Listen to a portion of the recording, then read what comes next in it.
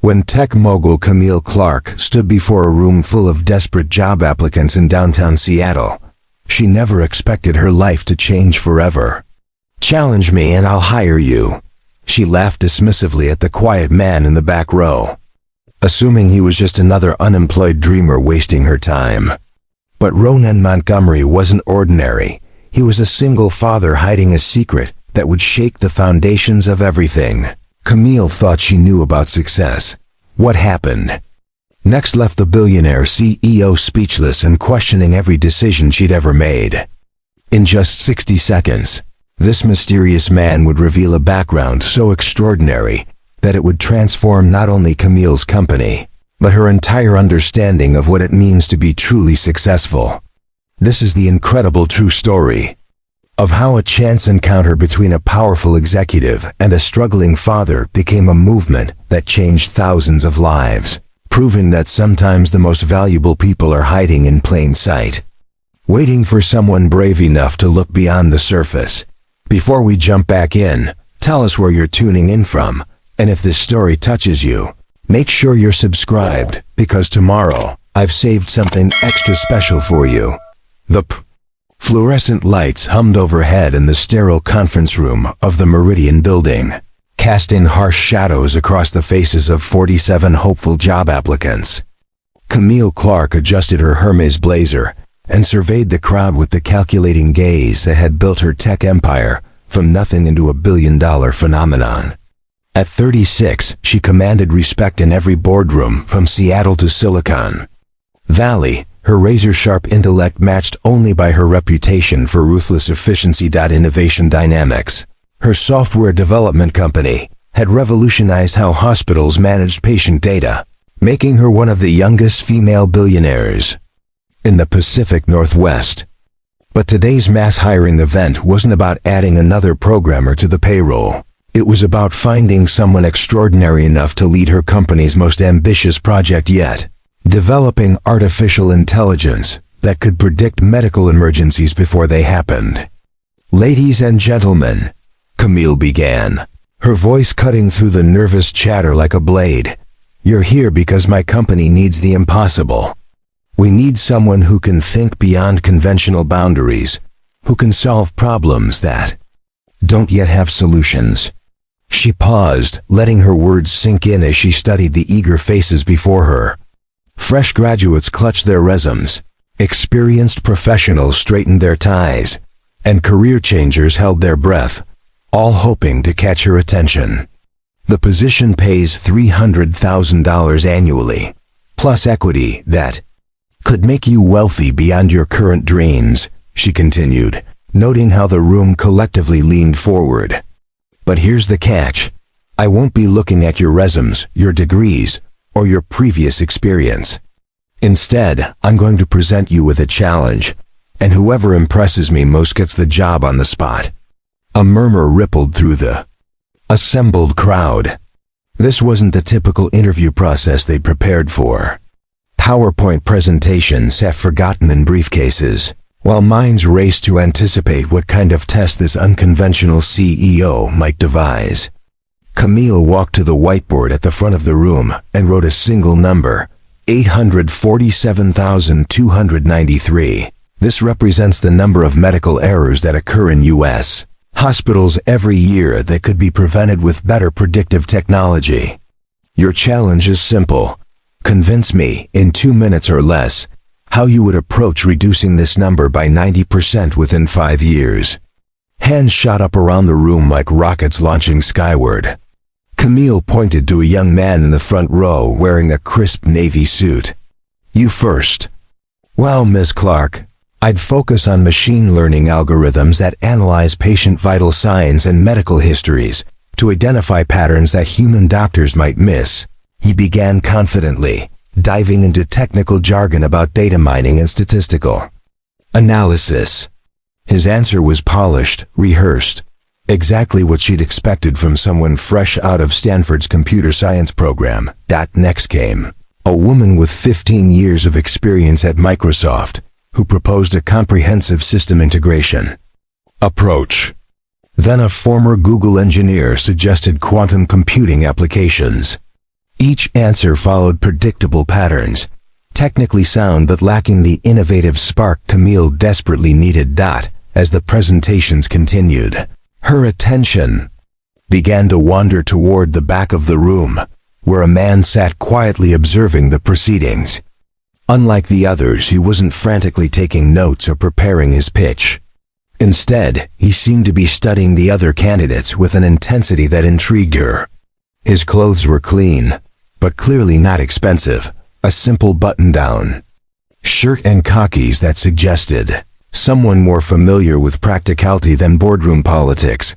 After 23 predictable presentations, Camille's patience had worn thin. The responses all sounded like variations of the same theme: more data, better algorithms, faster processing power. None of them seemed to grasp that the real challenge wasn't technological, it was human. "You, in the back," she called out, pointing toward the quiet observer. "You haven't said anything yet. Do you even want this job, or are you just here for the free coffee?" A few nervous chuckles rippled through the room as all eyes turned toward him. The man stood slowly, his movements deliberate and calm despite being suddenly thrust into the spotlight. "Ronan Montgomery," he said simply, his voice carrying a quiet confidence that immediately commanded attention. "Well, Mr. Montgomery, challenge me and I'll hire you," Camille said with a dismissive laugh, crossing her arms as she prepared for another disappointing presentation. "Show me something I haven't heard before." What happened next would haunt her dreams and reshape her understanding of everything she thought she knew about problem-solving, innovation, and the hidden potential that exists in the most unexpected places. Ronan didn't move toward the whiteboard or launch into a technical explanation. Instead, he asked a question that stopped the room cold. "Ms. Clark, when was the last time you spent 24 hours in a hospital room, watching someone you love fight for their life?" The question hit like a physical blow, unexpected and deeply personal. Camille felt her carefully constructed professional demeanor falter for just a moment. "I'm sorry, what does that have to do with everything?" Ronan interrupted gently, his voice carrying a weight that suggested he spoke from experience rather than theory. "Because the 847,000 medical errors you wrote on that board aren't just statistics. They're people. Parents, spouses, sons and daughters whose lives are forever changed by mistakes that could have been prevented." He paused, letting his words settle over the suddenly silent room. "Everyone here has given you technical solutions, better algorithms, faster computers, more sophisticated data analysis. But they're all trying to fix the wrong problem. The issue isn't that hospitals lack technology, it's that they lack humanity." Camille found herself leaning forward despite her intention to remain detached. There was something in his tone, a combination of pain and hope that suggested this wasn't just theoretical discussion for him. Medical errors don't happen because doctors are incompetent or because hospitals lack advanced equipment. Ronan continued, his eyes never leaving Camille's face. They happen because healthcare has become so focused on efficiency and cost-cutting that it's forgotten the fundamental truth. Every patient is someone's entire world. The room had become so quiet that the building's ventilation system seemed thunderously loud. Even the most confident candidates found themselves reconsidering their carefully prepared presentations. "So here's my solution," Ronan said, finally, moving closer to the front of the room. "Before we build better artificial intelligence, we need to restore human intelligence to healthcare. We need to create systems that don't just predict medical emergencies. We need to create environments where those emergencies are less likely to occur in the first place." Camille felt something shift inside her chest, a recognition of truth that she hadn't expected to find in a room full of job applicants. This man wasn't just offering a different approach to the same problem, he was redefining the problem entirely. "You want to reduce medical errors by 90%? Ronan asked, his question hanging in the air like a challenge. "Stop thinking like a software company and start thinking like a family member who's terrified of losing someone they love." The silence that followed was profound and uncomfortable, filled with the weight of a perspective that none of them had considered. Camille realized that her heart was racing, that something about this quiet man's approach had touched a nerve she didn't even know existed. For the first time in her professional career, the woman who had built an empire on predictive algorithms found herself completely unprepared for what would happen next. The 68th floor of the Columbia Center offered Camille Clark a view of Seattle that most people only experienced in magazines. Her corner office overlooked Elliott Bay, where ferry boats moved like white dots across steel-gray water, while Mount Rainier dominated the horizon on clear days. The space itself was a testament to her success. Floor-to-ceiling windows, imported Italian furniture, and original artwork that had been featured in Architectural Digest's Power Offices of the Pacific Northwest issue, Innovation Dynamics, occupied 3 full floors of Seattle's tallest building, housing over 400 employees whose work touched millions of lives daily. The company's flagship product, MedPredict, was installed in over 2,000 hospitals nationwide, analyzing patient data to prevent complications before they became critical. Revenue had grown by 300% in the past 2 years, making Camille one of the most successful entrepreneurs under 40 in the entire technology sector. Her typical day began at 4:30 a.m. with a workout in her building's private gym, followed by meditation and a breakfast of steel-cut oats and organic berries consumed while reviewing overnight performance reports from international markets.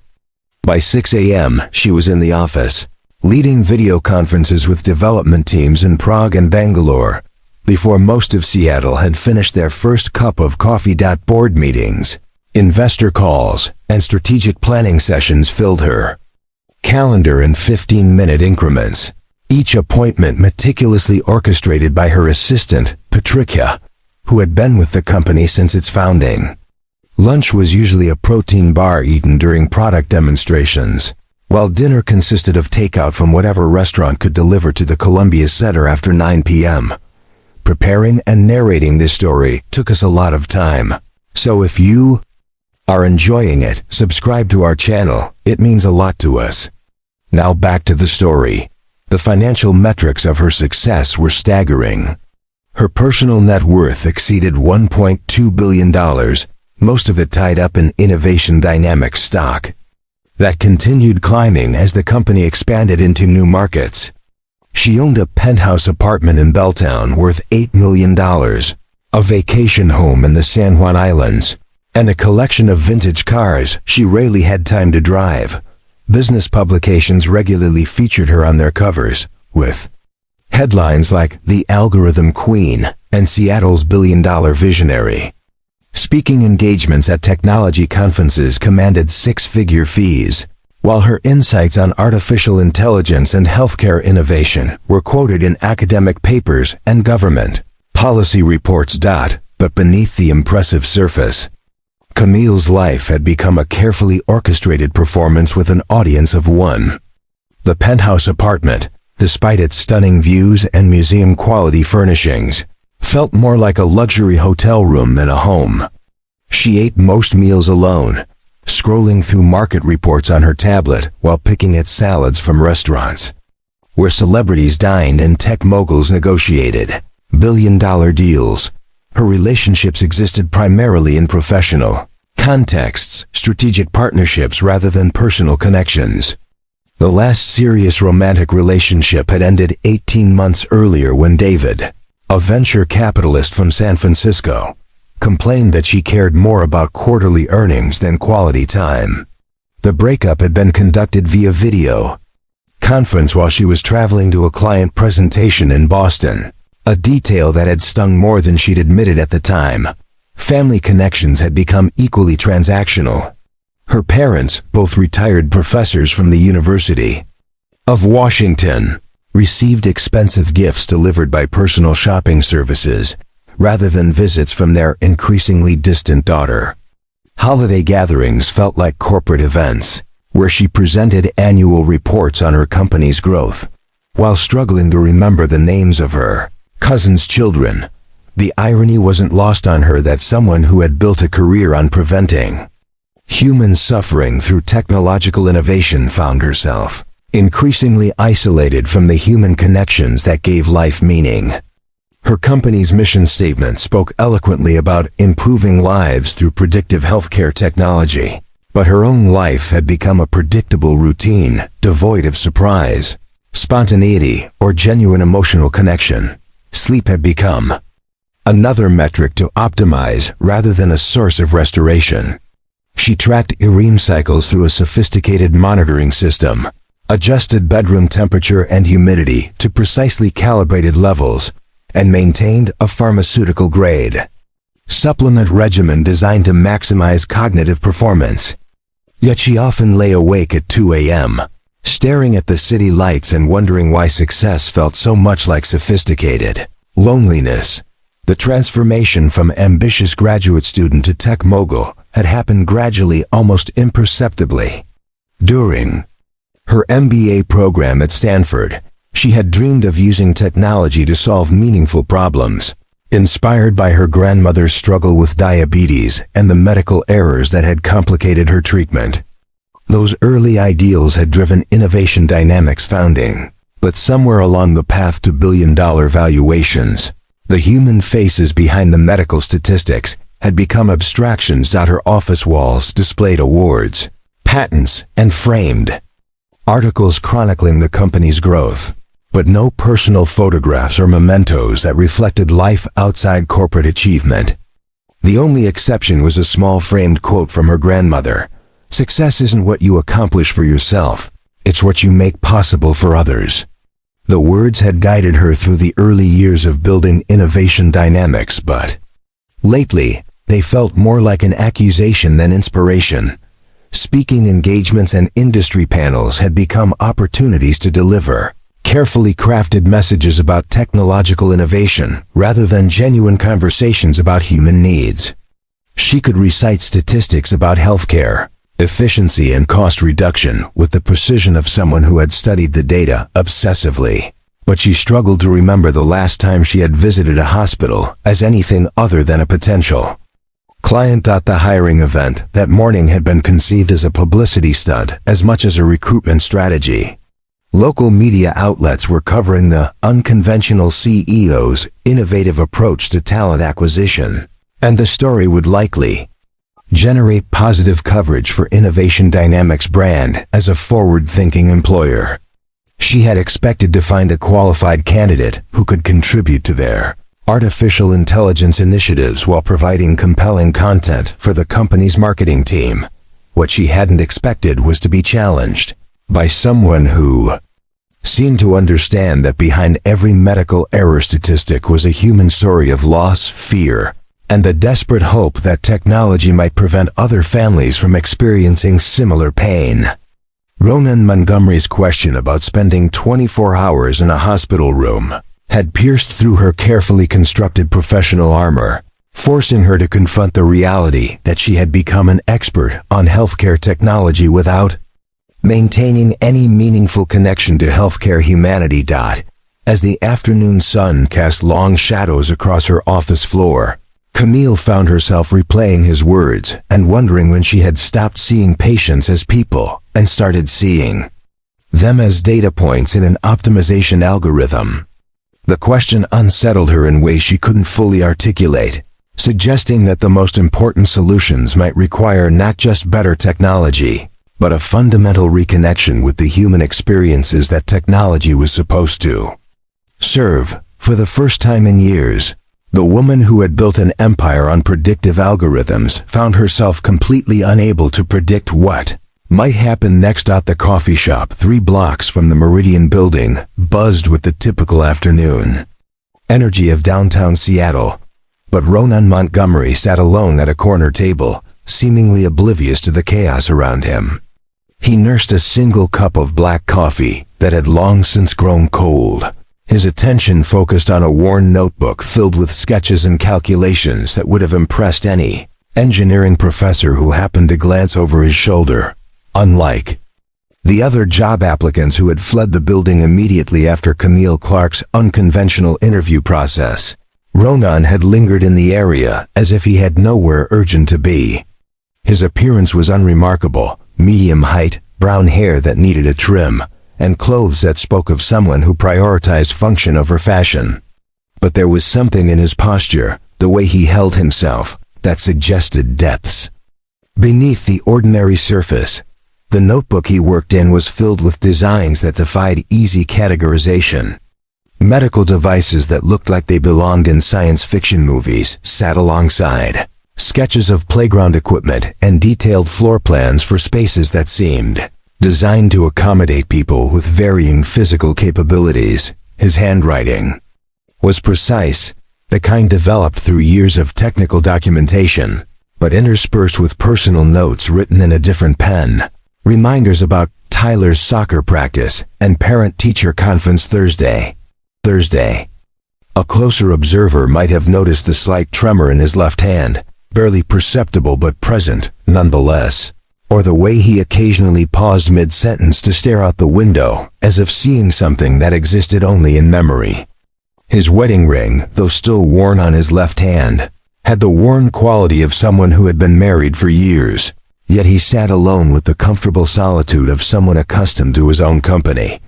The notebook itself told a story for anyone curious enough to piece together the clues.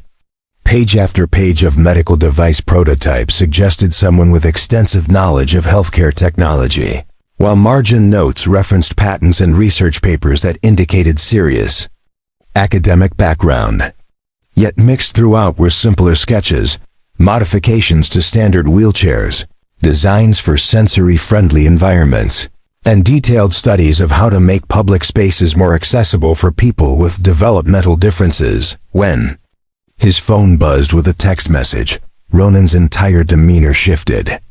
The intensity that had characterized his work with the notebook gave way to immediate warmth as he read what was apparently a message from his son. His response was typed with the careful deliberation of someone who took every word seriously. Proud of you for trying something new today. Can't wait to hear about art class tonight. Love you, Dad. The barista had refilled his coffee cup twice without being asked. A small kindness that Ronan acknowledged with genuine gratitude, despite being clearly lost in thought. Local coffee shop staff often developed soft spots for regular customers, and his presence suggested familiarity with the routine of spending long hours in public spaces with free Wi-Fi and patient proprietors. His backpack, sitting beside his chair, was practical rather than stylish, the kind carried by someone who needed to transport laptops, notebooks, and emergency supplies for unexpected situations. A medical alert bracelet was partially visible beneath his shirt sleeve, while his wallet, glimpsed briefly when he paid for coffee, contained cards that included medical insurance, a library card, and what appeared to be contact information from multiple healthcare providers. The way he had spoken during the interview suggested someone accustomed to advocating for others, familiar with navigating complex systems and explaining technical concepts to people who might not share his background. His question to Camille about spending time in hospital rooms hadn't been theoretical posturing. It carried the weight of lived experience, of someone who had spent countless hours in medical waiting rooms and understood intimately how healthcare systems affected real families. Yet there were contradictions in his presentation that defied easy categorization. His technical knowledge appeared sophisticated enough to hold his own with any engineer in innovation dynamics employ, but his current circumstances suggested someone working well below his capabilities. The notebook contained designs that could potentially revolutionize medical device accessibility, yet he was applying for employment rather than pitching investors on STARTUP opportunities. When he finally closed the notebook and prepared to leave the coffee shop, Ronan moved with the deliberate care of someone managing invisible challenges. He packed his belongings methodically, checked his phone for messages, and took a moment to organize his thoughts before standing. The transition from sitting to standing was accomplished smoothly, but with the cautious precision of someone who had learned to be mindful of physical limitations. His destination appeared to be the metro bus stop outside, where he joined the queue of afternoon commuters heading toward residential neighborhoods south of downtown. Unlike many of the other passengers absorbed in smartphones or tablets, Ronan used the waiting time to observe his surroundings with the attentive awareness of someone trained to notice details that others might overlook. The notebook remained partially visible in his backpack, its pages filled with innovations that could potentially transform how society accommodated people with disabilities and chronic health conditions. Yet the man who had created these designs was heading home on public transportation, to a life that seemed far removed from the high-stakes world of technology entrepreneurship. As the bus arrived and Ronan found a seat near the back, he pulled out his phone to send another text message. This one was longer, apparently explaining his day to someone who cared enough to ask detailed questions about how things had gone. His responses suggested someone accustomed to being accountable to others, to sharing both successes and disappointments with people who had invested emotional energy in his well-being. The dichotomy was striking: a man with extraordinary technical capabilities and innovative insights living a life that appeared ordinary, even constrained. His response to Camille's challenge had revealed someone capable of reframing complex problems in ways that could revolutionize entire industries. Yet he remained an enigma whose true story was hidden beneath layers of carefully maintained privacy. Bus pulled away from downtown Seattle, carrying Ronan Montgomery toward whatever life awaited him beyond the gleaming towers of the business district.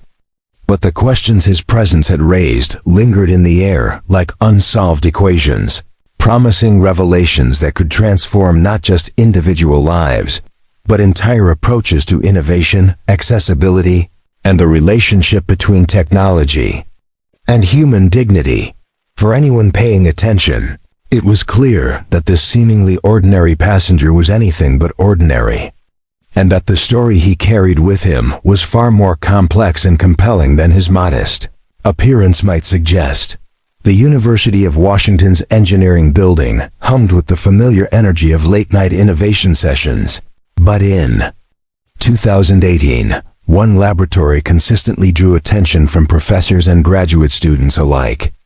The Biomedical Engineering Research Lab had become the unofficial headquarters for what many considered the most promising disability accessibility research on the West Coast, led by a doctoral candidate whose work was already attracting interest from major medical device manufacturers.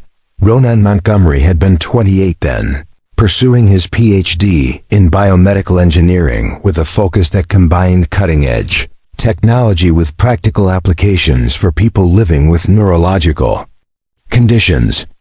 His dissertation research on adaptive interfaces for individuals with motor impairments had earned him recognition from the National Science Foundation, along with a research grant that funded his laboratory work and provided a generous stipend for living expenses. Academic publications regularly featured his innovations, devices that could translate minimal muscle movement into complex computer commands, allowing people with severe physical limitations to control their environment with unprecedented precision. His adaptive keyboard designs had been licensed by 3 major technology companies, while his work on eye-tracking interfaces was being tested in rehabilitation hospitals across the country. Dr. Sarah Chun, his faculty advisor, often told colleagues that Ronan possessed the rare combination of technical brilliance and empathetic understanding that could revolutionize assistive technology. His research wasn't driven by abstract theoretical interest, but by a passionate commitment to expanding possibilities for people whose potential had been limited by inadequate accommodation rather than actual inability. The inspiration for his work came from personal experience that most of his academic colleagues never knew about. Ronan's younger brother Kevin had been born with cerebral palsy, a condition that affected his motor control but left his intellectual capabilities completely intact. Growing up, Ronan had watched Kevin struggle with standard computer interfaces and communication devices that seemed designed by people who had never actually consulted with their intended users. Family dinners at the Montgomery household often resembled engineering brainstorming sessions, with Ronan sketching modifications to Kevin's wheelchair or devising new ways to adapt gaming controllers so his brother could participate in activities that other teenagers took for granted. Their parents, both public school teachers, encouraged this problem-solving approach while saving every penny to afford the specialized equipment Kevin needed. By his senior year of undergraduate study, Ronan had already published 4 peer-reviewed papers and held provisional patents on 6 different adaptive devices. Tech companies from Silicon Valley were recruiting him for product development positions that offered starting salaries well into 6 figures, while medical device manufacturers competed to fund his graduate research in exchange for licensing agreements on future innovations. The trajectory toward academic and commercial success seemed inevitable. His advisor had already discussed plans for him to establish his own research laboratory after completing his PhD, with preliminary commitments from investors who believed his accessibility innovations could capture significant market share while serving an underserved population. Personal happiness had accompanied professional achievement. During his second year of graduate school, Ronan had met Catherine Walsh, a social worker specializing in disability advocacy, who shared his passion for expanding opportunities for people with diverse abilities. Their relationship developed naturally from shared values and complementary expertise. She understood the social and policy barriers that limited access to opportunities, while he developed technological solutions that could overcome practical limitations.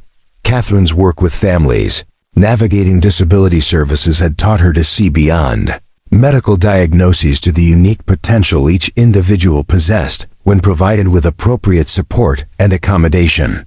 Her insights helped Ronan refine his device designs, ensuring they addressed real-world needs rather than theoretical problems identified in laboratory settings. Their wedding, in June 2019, had been a celebration that reflected their shared commitment to inclusive community building. The ceremony took place in an accessible venue, with accommodations for guests with various disabilities and a reception that demonstrated how thoughtful planning could create environments where everyone could participate fully. The following year brought Tyler's birth, a joyful expansion of their family that filled their modest apartment near campus with the chaos and wonder of new parenthood. Ronan adapted his research schedule to share overnight feedings and diaper changes, often working through complex engineering problems, while rocking his son to sleep in the early hours of morning. Life had seemed to be unfolding according to plan.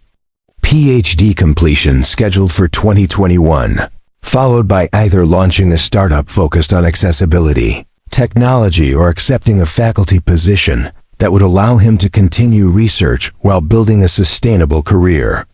Catherine's advocacy work was gaining recognition from state agencies, while Tyler's development progressed normally through all the milestones that first-time parents tracked with such careful attention.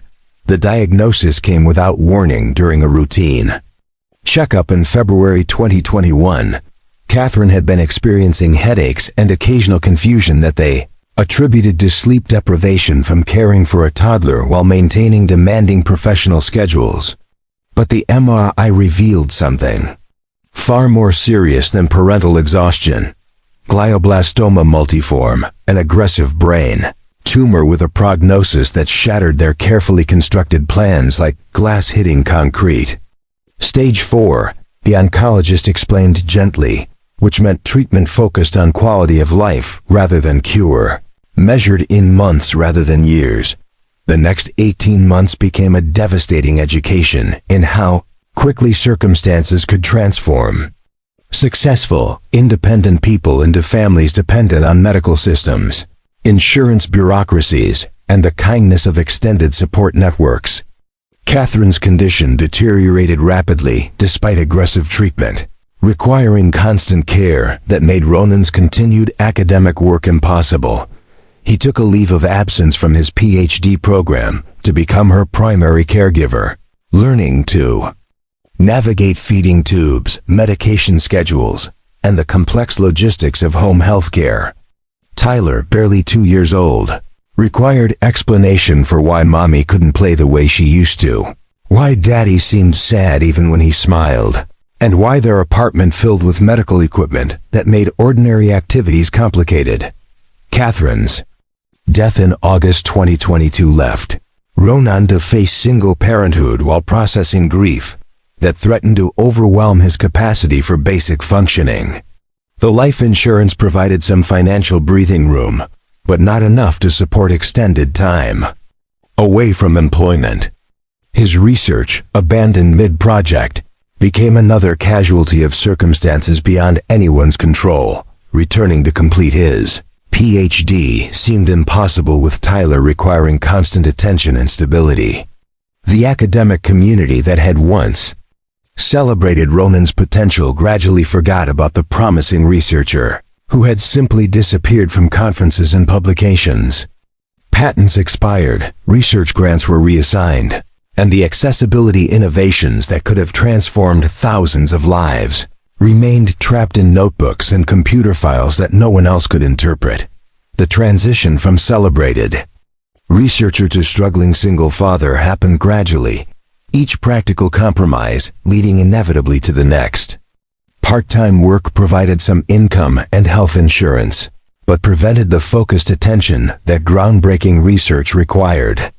Tyler's need for stability and routine took precedence over professional ambitions, while grief counseling and single-parent support groups consumed time that had once been devoted to laboratory work. By 2024, Ronan Montgomery had become someone whose extraordinary potential remained hidden beneath the practical necessities of single parenthood and economic survival. His innovative mind still active, but focused on immediate needs rather than revolutionary breakthroughs. The alarm clock's persistent buzzing at 5:30 a.m. marked the beginning of another carefully orchestrated day in the Montgomery household, where every minute was scheduled with the precision of a NASA mission launch. Ronan rolled out of bed with the practiced quiet of someone who had learned to move without waking a sleeping 7-year-old in the next room, his body protesting the early hour with joint stiffness that seemed to worsen each passing month. Their apartment in the Ballard neighborhood was clean but cramped, a 2-bedroom unit in a complex built during the 1980s, where the walls were thin enough that Tyler's occasional nightmares could wake neighbors, and the plumbing made ominous sounds that required constant vigilance. The rent consumed 43% of Ronan's monthly income from his job at Northwest Technical Services, where he troubleshot computer networks for small businesses across Seattle. The work was steady and provided health insurance, 2 factors that mattered more than the fact that his engineering expertise was dramatically underutilized installing email servers and fixing printer connections. His supervisor, Janet Miller, was kind enough to offer flexible scheduling when Tyler had medical appointments or school events, but the hourly wage barely covered basic expenses even with careful budgeting. Morning routines required military-level coordination. Tyler had inherited his mother's stubborn independence along with her dark hair and questioning intelligence. But school mornings remained challenging due to sensory processing issues that made certain clothing textures unbearable, and unexpected schedule changes devastating. Ronan had learned to prepare 3 different breakfast options, lay out clothes the night before, and maintain backup plans for backup plans. The breakfast conversation typically involved Tyler's detailed analysis of whatever book he was currently reading, usually something several grade levels above his age, while Ronan mentally reviewed the day's logistics. Drop-off at Jefferson Elementary by 7:45. Bus commute to downtown for his 8:30 start time. Lunch eaten while responding to emails from Tyler's teachers about homework assignments or social situations that required parental attention. Tyler's educational needs added layers of complexity that challenged even Ronan's engineering problem-solving abilities. High intellectual capabilities combined with attention differences meant that regular Classroom instruction often bored him to the point of disruptive behavior, while his sensitivity to noise and bright lights required accommodations that not all teachers understood or consistently implemented. Parent-teacher conferences had become elaborate negotiations where Ronan advocated for modifications that would help Tyler succeed without seeming to demand special treatment that might generate resentment from staff already overwhelmed by large class sizes and limited resources. The discussions required diplomatic skills that he had never needed during his research career, but had become essential for ensuring his son's educational progress. Financial pressure created a constant undercurrent of stress that affected every decision. Health insurance covered basic medical care, but not the occupational therapy sessions that helped Tyler manage sensory overload, or the educational testing that could identify specific learning differences and appropriate interventions. Ronan's evening hours were often spent researching free or sliding scale services, filling out paperwork for assistance programs, and calculating whether they could afford enrichment activities that might help Tyler develop social connections. Notebook that accompanied Ronan everywhere contained not just innovative device designs, but also meticulous budget tracking, appointment schedules, and contingency plans for various scenarios that single parents learn to anticipate.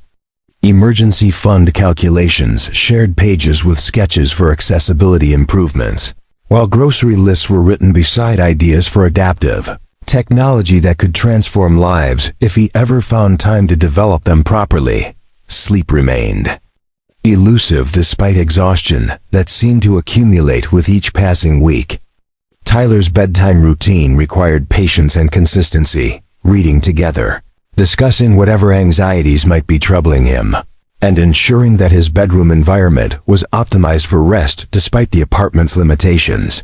But once Tyler was asleep, Ronan's mind often raced through endless lists of responsibilities, concerns, and the persistent awareness that he was one medical emergency or job loss away from serious financial crisis. Social isolation had become an unintended consequence of single parenthood combined with demanding work schedules. Other parents at Tyler's school seemed to move in established social circles where couples organized playdates and family gatherings that didn't easily accommodate a single father trying to manage everything alone. Professional connections from his research days had faded through years of absence from conferences and academic events. The grief over Catherine's death remained present, but transformed. No longer the acute devastation of immediate loss, but a chronic ache that influenced every decision.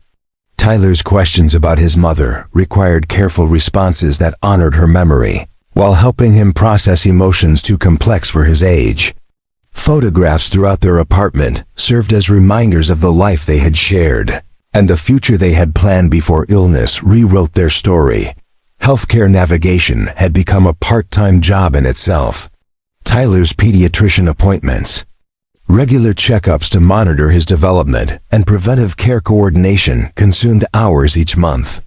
Ronan's own health had suffered from years of prioritizing everyone else's needs, deferred dental work, skipped annual physicals, and stress-related symptoms that he managed through caffeine and determination rather than proper medical attention. Commute between Ballard and downtown Seattle provided thinking time that Ronan both treasured and dreaded. Public transportation offered opportunities to review work emails and plan Tyler's evening activities, but also created space for his mind to drift toward the research projects he had abandoned and the innovations that remained trapped in his notebooks. The gap between his current circumstances and his former potential felt like a physical weight that grew heavier with each passing month. Evening routines were structured around Tyler's needs, homework assistance that often involved helping him navigate social challenges as much as academic content, dinner preparation using ingredients chosen for both nutrition and cost-effectiveness, and activities that would help him wind down from the sensory overload of school days. Bath time conversations revealed Tyler's remarkable insights about his classmates and teachers, along with questions about why other families seemed to have more resources and opportunities. The isolation of single parenthood was most acute during weekend mornings when other families filled parks and community centers with the easy chaos of multiple adults sharing responsibilities. Ronan and Tyler had developed their own traditions: Saturday morning library visits, afternoon cooking projects, and Sunday evening planning sessions, where they discussed the upcoming week's schedule and any concerns that needed addressing. Technology that could transform accessibility for thousands of people remained undeveloped in notebooks that sat beside homework assignments and grocery lists.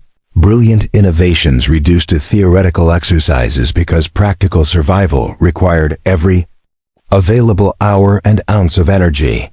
The patents that could have generated life-changing income had expired while Ronan focused on ensuring Tyler's immediate needs were met consistently and lovingly. Despite the overwhelming challenges, moments of pure joy still broke through the logistical complexity. Tyler's excitement about discovering the new book, his thoughtful questions about how things worked, and his unconscious modeling of the empathy and resilience he witnessed daily in his father created pockets of hope that sustained them both through the most difficult periods. But as Ronan stood at the bus stop each morning, watching Tyler wave from the school entrance before disappearing into his day, the weight of unrealized potential and constrained possibilities felt like carrying a backpack filled with stones that grew heavier with each step toward a future that bore no resemblance to the life he had once imagined possible. The executive search firm Camille typically employed for senior-level positions charged $50,000 for comprehensive background investigations, but their standard process seemed inadequate for understanding the enigma that was Ronan Montgomery. 3 days after the hiring event, she found herself conducting her own research with the methodical determination that had built Innovation Dynamics into a billion-dollar enterprise. Her initial Google search yielded surprisingly sparse results for someone who had made such an impression during the interview. A few scattered references to academic publications appeared in engineering databases, but nothing recent enough to explain his current circumstances or comprehensive enough to satisfy her growing curiosity about his background. The breakthrough came when she expanded her search parameters to include University of Washington academic records. Suddenly, a different picture began emerging: conference presentations from 2018 and 2019 that showcased innovations in adaptive technology, research grants from the National Science Foundation, and collaborative projects with medical device manufacturers that suggested someone operating at the highest levels of biomedical engineering. Dr. Sarah Chun, still listed as a faculty member in the UW Biomedical Engineering Department, agreed to meet for coffee at a cafe near the university campus. Their conversation revealed details that kept Camille awake for the next 3 nights, forcing her to reconsider everything she thought she understood about talent, potential, and the circumstances that could derail even the most promising careers. Ronan was extraordinary, Dr. Chun explained, her voice carrying the wistful tone of someone remembering an exceptional student who had simply vanished. Not just technically brilliant, but driven by a sense of purpose that made his research genuinely transformative. His work on adaptive interfaces was years ahead of anything else being developed in academic or commercial laboratories. She described research projects that had attracted attention from major technology companies, innovations that could have revolutionized assistive technology markets, while generating substantial licensing revenue for both the university and the inventor.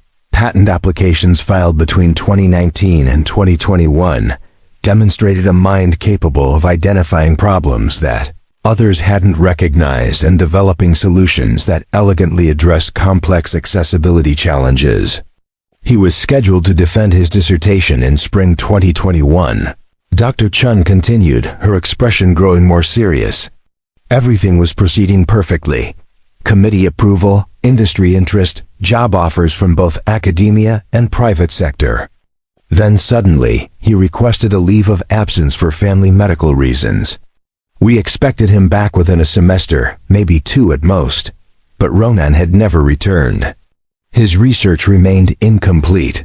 His laboratory space was reassigned to incoming graduate students, and his groundbreaking projects were eventually archived as incomplete work that no one else possessed sufficient background to continue. The university had tried maintaining contact for the first year, offering extensions and accommodations that might allow him to complete his degree remotely, but communication had gradually ceased. "I always wondered what happened," Dr. Chun admitted. Students sometimes struggle with the pressure of doctoral programs, but Ronan seemed to thrive on complex challenges. His leaving was completely out of character for someone so committed to his research mission. Camille's investigation expanded into medical device patent databases, where she discovered a treasure trove of innovations filed under Ronan's name between 2018 and 2020. Adaptive keyboards that could interpret minimal muscle movement, eye-tracking systems that enabled complex computer control, and wheelchair modifications that expanded mobility options for people with varying physical capabilities. Each patent application told the story of someone who understood disability not as limitation but as an opportunity to rethink fundamental assumptions about how technology could serve human needs. The designs were sophisticated enough to attract commercial interest, practical enough for real-world implementation, and innovative enough to establish entirely new market categories, but the patents had expired due to non-payment of maintenance fees, their revolutionary potential returning to public domain, where anyone could manufacture the devices without compensating the original inventor. The timing suggested someone whose circumstances had changed so dramatically that protecting intellectual property became impossible despite its potential value. LinkedIn profiles and professional networking sites provided additional pieces of the puzzle. Ronan's last update was from February 2021, announcing his engagement in family caregiving responsibilities and temporary hiatus from research activities. Prior posts showcased conference presentations, research collaborations, and the kind of professional networking that typically preceded successful academic or industry careers. Colleagues from his graduate school years had occasionally tagged him in posts about accessibility innovation breakthroughs, apparently unaware that the person whose work had inspired their interest was no longer active in the field. Their comments revealed a professional community that still remembered and respected his contributions, but had accepted his disappearance as another casualty of academic pressure or career transition. The financial implications of his abandoned research became clear when Camille consulted with Innovation Dynamics intellectual property attorneys. The expired patents could have generated millions in licensing revenue, while the uncompleted research projects represented innovations that companies were still trying to develop using far inferior approaches. Whoever created these designs understood accessibility technology at a level we rarely see, explained Marcus Webb, the firm's lead patent attorney. The solutions are elegant, practical, and years ahead of current market offerings. If these patents were still active and properly commercialized, they could dominate several emerging technology sectors. The lost potential was staggering, not just for Ronan personally, but for the thousands of people who could have benefited from innovations that remained trapped in expired patents and abandoned research projects. Camille found herself wondering how many other brilliant minds were struggling in circumstances that prevented them from contributing their gifts to solving humanity's most pressing challenges. Her research into Tyler's educational records, conducted through discreet inquiries with her company's education liaison contacts, revealed additional layers of complexity. A 7-year-old reading at high school level, demonstrating mathematical reasoning that impressed elementary school teachers, but requiring accommodations for sensory processing differences that not all educational environments understood or consistently provided. Parent-teacher conference notes, obtained through carefully worded requests framed as potential educational partnership discussions, painted a picture of a single father advocating tirelessly for his son's educational needs, while managing work schedules that provided minimal flexibility for school involvement. Teachers consistently praised both Tyler's intellectual capabilities and Ronan's dedication to ensuring appropriate accommodations were implemented effectively. The elementary school's counselor mentioned during a casual conversation that Tyler occasionally asked thoughtful questions about why some families seem to have more resources than others, displaying the kind of social awareness that suggested someone processing complex realities despite his young age. His artwork, displayed during school events, often depicted families working together on projects that looked remarkably like engineering schematics translated into 7-year-old artistic expression. Camille's investigation expanded into Seattle's disability advocacy community, where Catherine Walsh Montgomery's name appeared frequently in organizational records and advocacy campaign documentation.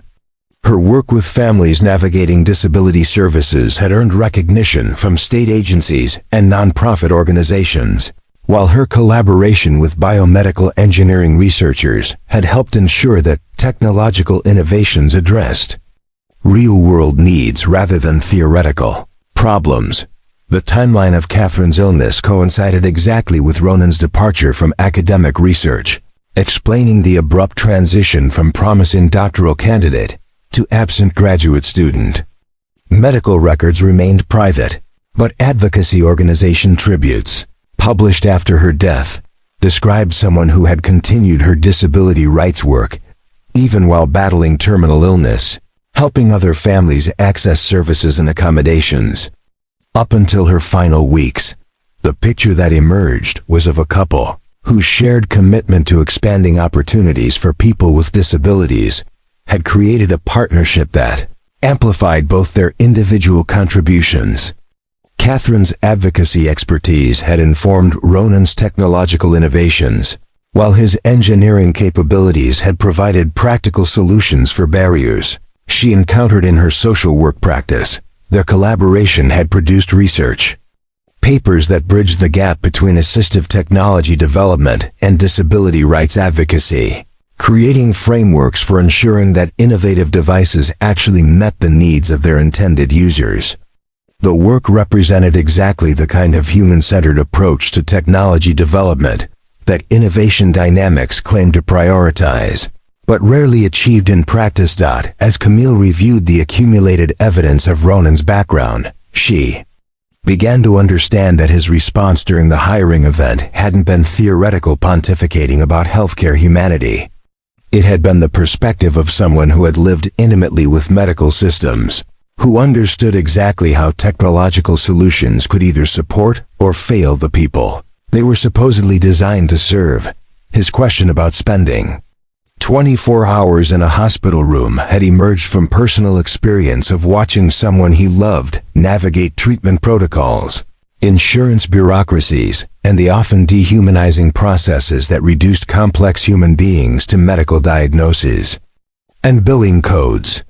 His insights about the relationship between healthcare technology and healthcare humanity weren't academic observations, they were hard-won wisdom, acquired through circumstances no one would choose to experience. The investigation revealed someone whose potential had been constrained not by lack of ability or ambition, but by life circumstances that had required him to choose between personal aspirations and family responsibilities. His current employment situation represented a dramatic underutilization of extraordinary capabilities, while his innovations remained undeveloped due to practical limitations rather than insufficient vision or technical skill. For the first time in her professional career, Camille found herself confronting the reality that true innovation might require not just identifying talented individuals, but creating circumstances that allowed that talent to flourish despite personal challenges that could derail even the most promising trajectories. The man who had challenged her assumptions about healthcare technology during a routine hiring event was beginning to challenge her assumptions about success potential. and the responsibility that successful people might have to create opportunities for others whose gifts remained hidden beneath practical necessities. As she sat in her corner office overlooking Elliott Bay, surrounded by the evidence of Ronan Montgomery's extraordinary background and constrained present, Camille began to wonder whether Innovation Dynamics' next breakthrough might come not from hiring someone to solve problems they had already identified, but from creating space for someone to pursue innovations they didn't yet know they needed. The follow-up meeting took place not in Innovation Dynamics' gleaming conference rooms, but in the crowded food court of Westlake Center, where the ambient noise of families and teenagers created an atmosphere more conducive to honest conversation than corporate formality. Camille had suggested the unconventional location, partly to put Ronan at ease, but mostly because she was beginning to understand that meaningful discussions required environments where people could speak as human beings rather than professional personas. Ronan arrived precisely on time, carrying the same worn notebook that had intrigued her during their first encounter, along with a tablet that appeared to be several generations old but meticulously maintained. His appearance was neat but clearly reflected someone who invested money in functionality rather than fashion. Clean jeans, a button-down shirt that had been pressed but showed signs of regular wear, and shoes that prioritized comfort over style. "Thank you for meeting me," Camille began, then paused as she realized how inadequate standard professional courtesy seemed given what she had discovered about his background. "Actually, I need to be honest with you. I've spent the past week researching your work, and I owe you an apology for not recognizing who you are during our first meeting." Ronan's expression shifted from polite attention to something more guarded, the look of someone who had learned to be cautious when people expressed sudden interest in his background. "Dr. Chen mentioned that someone from your company had contacted her," he said quietly. "I assume you discovered that I'm not exactly what I appeared to be during the hiring event." "You're exactly what you appeared to be," Camille replied, surprising them both with the intensity of her response. "Someone who understands that behind every technological challenge is a human story that matters more than the algorithm." "What I didn't realize is that you've spent years developing solutions for problems that my company has been struggling to address using entirely wrong approaches." She opened her laptop and displayed a presentation she had prepared, but instead of corporate slides filled with market analysis and profit projections, the screen showed patent diagrams and research papers that chronicled Ronan's abandoned innovations. These adaptive interface designs could revolutionize how people with motor impairments interact with medical monitoring systems. "Your eye-tracking research addresses accessibility challenges that we've been trying to solve for 3 years without success." Ronan studied the displayed materials with the careful attention of someone seeing their past work presented in a context they hadn't anticipated. "Those patents expired," he said finally. "The research was never completed. Even if the ideas had merit, they exist only as theoretical frameworks without practical implementation or clinical testing.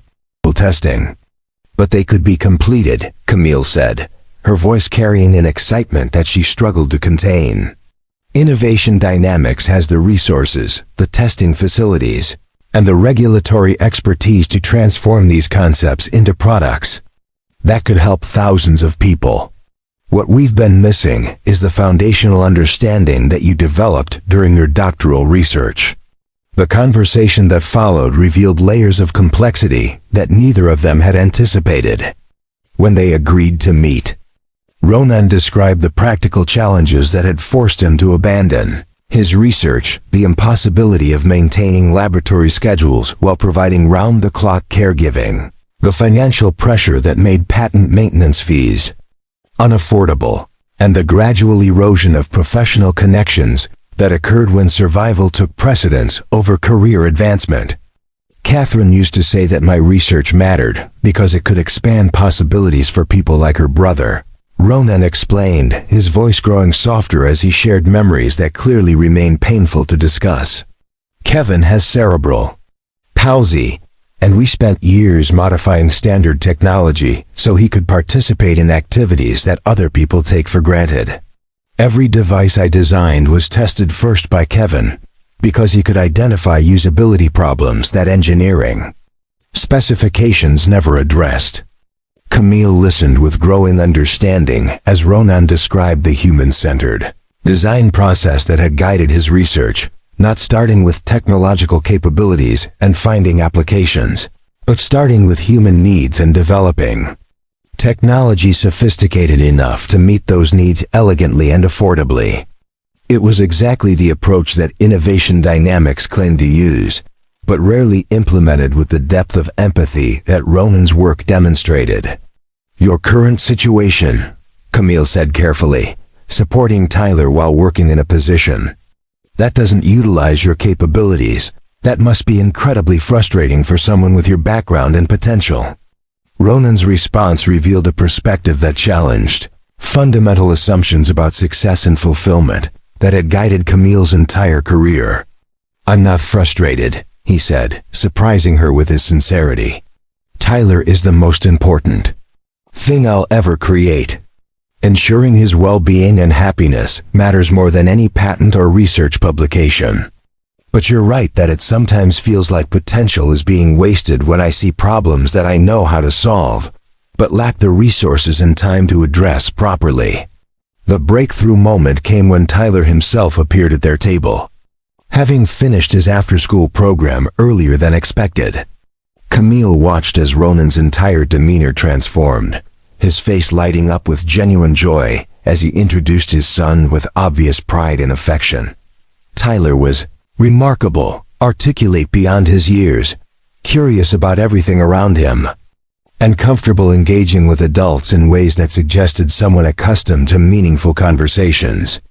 But what struck Camille most was the unconscious way he accommodated his father's needs, organizing papers that had scattered across the table and positioning himself to minimize background noise that seemed to cause Ronan subtle but noticeable discomfort. Dad, did you tell her about the playground project? Tyler asked, apparently unaware that he was revealing information that hadn't yet been shared.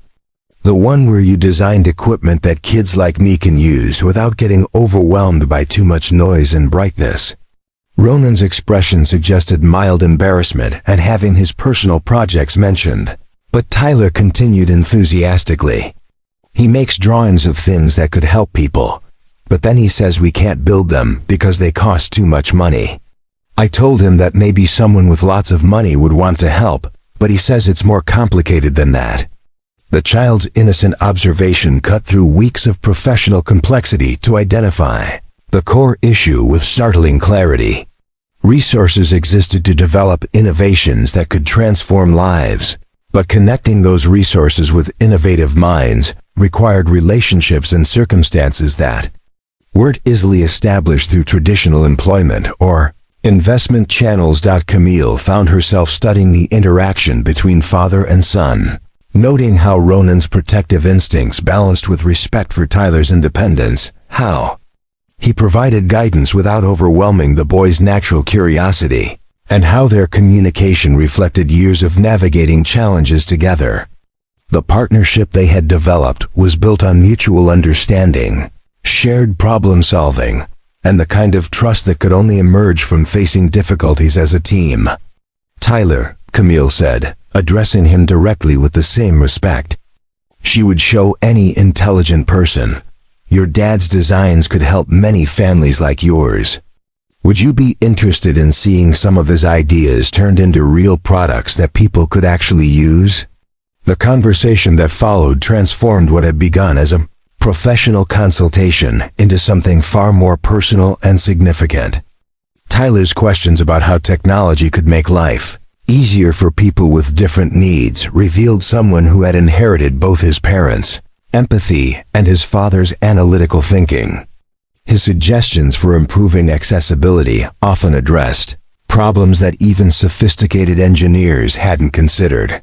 Ronan watched his son engage with Camille's questions with a mixture of pride and protective concern, clearly torn between wanting to showcase Tyler's remarkable capabilities and ensure that the boy wasn't being overwhelmed by adult expectations or pressures.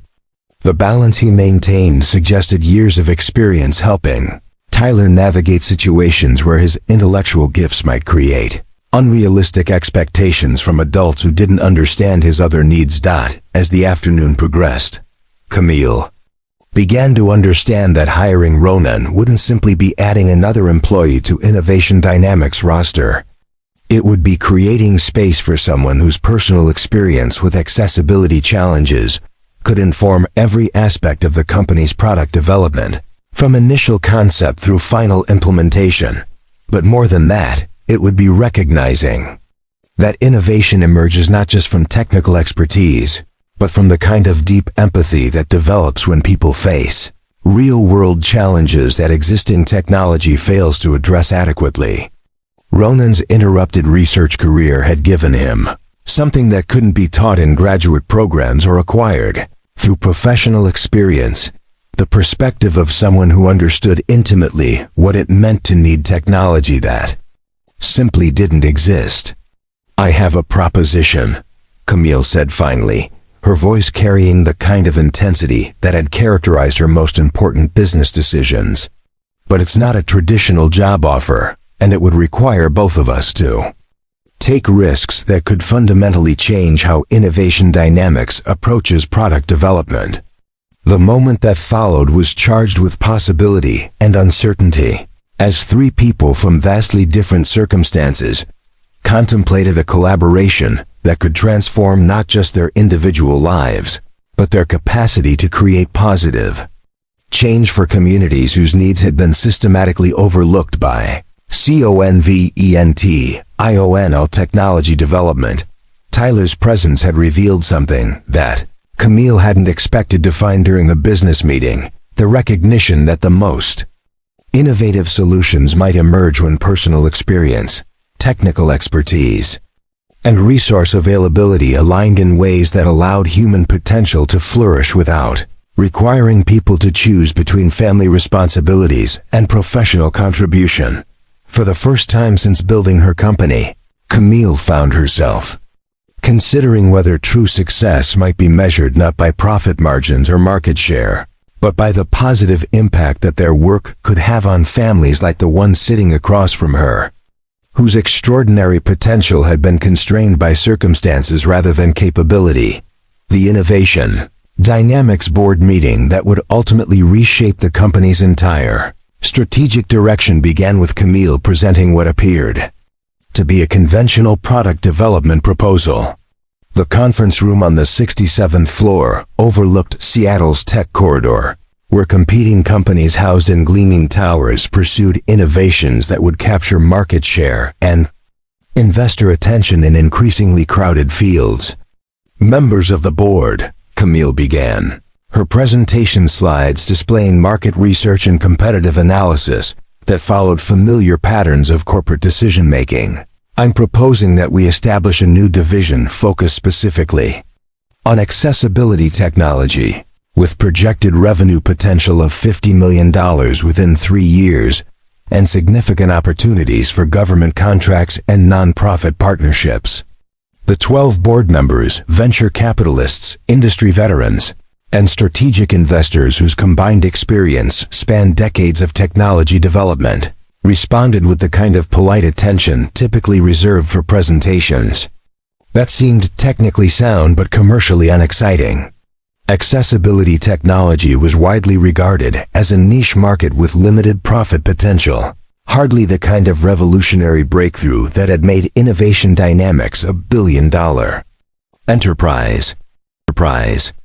But Camille's next slide changed the room's energy completely. Instead of projected profit margins and market penetration analysis, the screen displayed patent diagrams and research documentation that demonstrated technical innovations years ahead of anything currently available in commercial markets. Adaptive interfaces that could transform minimal physical input into complex digital control, eye-tracking systems that enabled sophisticated computer interaction, and sensory-friendly design principles that could expand technology access for underserved populations. These innovations already exist, Camille continued, her voice carrying the confidence of someone who had identified a competitive advantage that others had overlooked. The research has been completed, the designs have been tested, and the foundational work has been done. What's been missing is the resources and infrastructure to transform these concepts into products that can reach the people who need them most. Dr. Elizabeth Morrison, the board's technology advisor and former Stanford engineering professor, leaned forward with obvious interest. Where did this research originate? These designs address problems that our development teams have been struggling with for years, but the approaches shown here are far more sophisticated than anything we've seen from university laboratories or competing companies. Camille's answer introduced the board to Ronan Montgomery, but not as a potential employee whose background would be evaluated according to conventional hiring criteria. Instead, she presented him as the architect of breakthrough innovations that could establish Innovation Dynamics as the definitive leader in accessibility technology, while serving markets that had been systematically underserved by existing technology companies.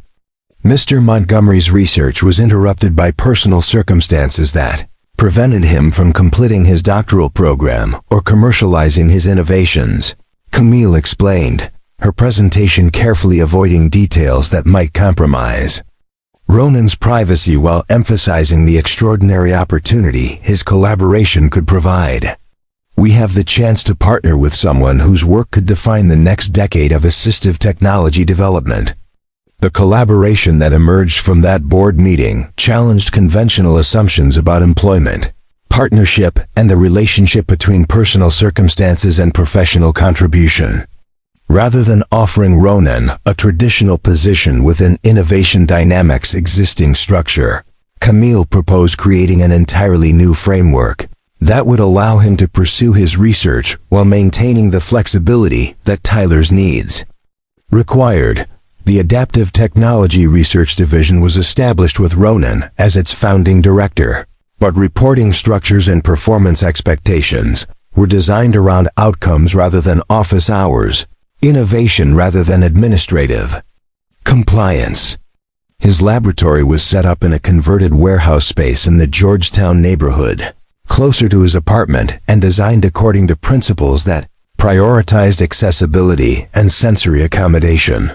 Tyler became an unofficial consultant for the division, his insights about user experience helping to refine designs that might otherwise have satisfied engineering specifications without meeting real-world usability standards. His presence in the laboratory during after-school hours and weekend research sessions created an environment where accessibility wasn't an abstract concept, but a daily reality that informed every design decision. The first project they tackled together was the adaptive keyboard system that Ronan had originally developed for his brother Kevin. The expired patents provided a foundation, but 3 years of practical experience with Tyler's evolving needs had revealed improvements that could make the technology more versatile and user-friendly. Camille found herself spending increasing amounts of time in the Georgetown laboratory, initially to monitor project progress and ensure that Innovation Dynamics investment was generating appropriate returns. But gradually, her involvement deepened into genuine collaboration as she discovered that her business expertise could accelerate development timelines while ensuring that innovative products could reach markets efficiently and affordably.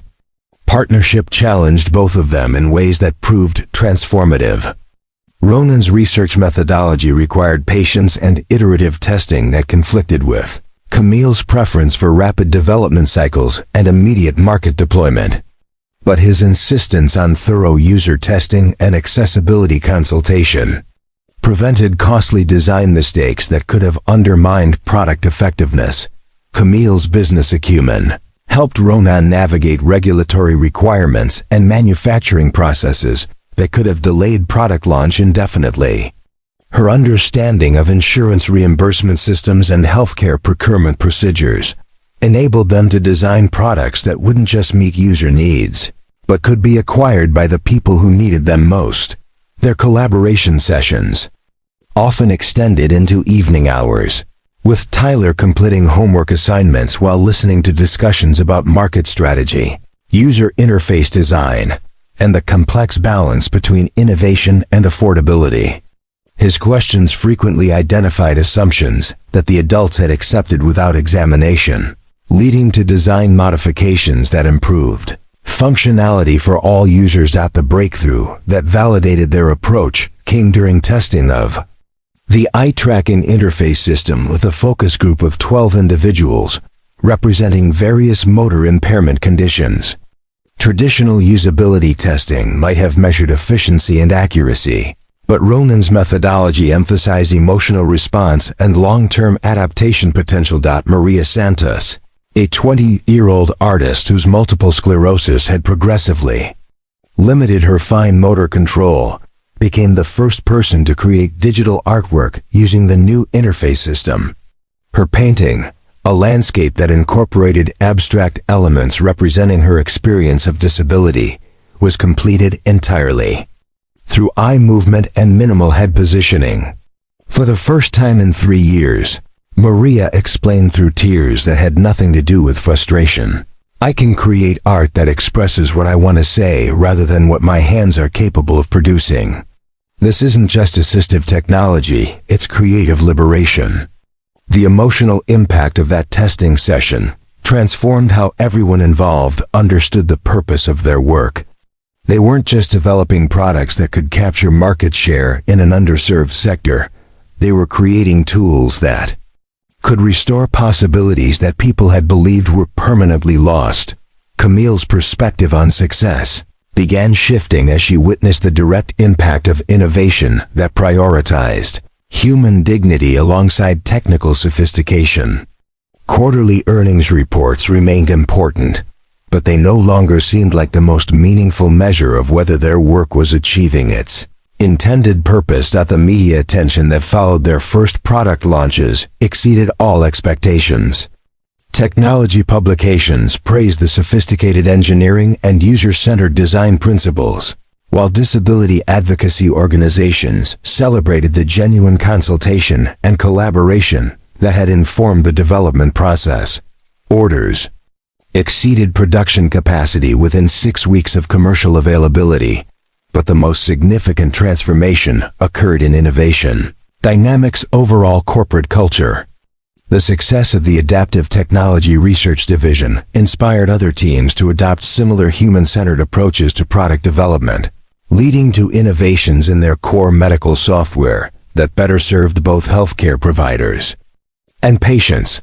Tyler's influence extended beyond the Georgetown laboratory as his insights about sensory processing and environmental design informed workspace modifications throughout Innovation Dynamics facilities. The company's headquarters became a model for accessible design that accommodated employees and visitors with various sensory, cognitive, and physical differences.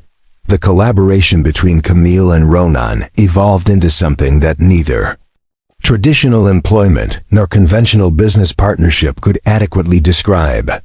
Their working relationship was built on mutual respect, complementary expertise, and shared commitment to using technology in service of human flourishing rather than simply profit maximization.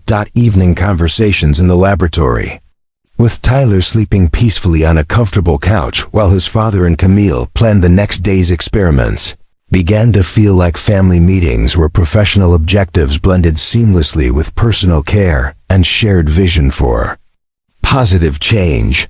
The financial success that followed their collaboration enabled Ronan to provide Tyler with educational and therapeutic resources that had previously been unaffordable, while Camille discovered that her business skills could serve purposes beyond wealth accumulation. Together, they had created something that neither could have achieved independently, a sustainable framework for innovation that honored both human needs and economic realities. 6 months after their first meeting in Westlake Center's food court, the Adaptive Technology Research Division had become Innovation Dynamics' fastest-growing sector, while the collaboration between a billionaire CEO and a struggling single father had evolved into a partnership that was transforming not just their individual lives, but the entire company's understanding of what technology could accomplish when human empathy guided technical innovation. The Washington State Convention Center buzzed with the energy of 1,500 healthcare professionals, technology innovators, and disability advocates who had gathered for the Pacific Northwest Medical Technology Summit.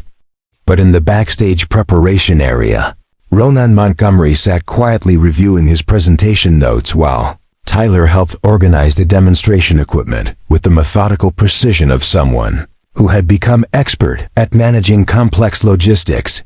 18 months had passed since that transformative hiring event where Camille Clark's dismissive challenge had inadvertently opened doors that neither of them could have anticipated.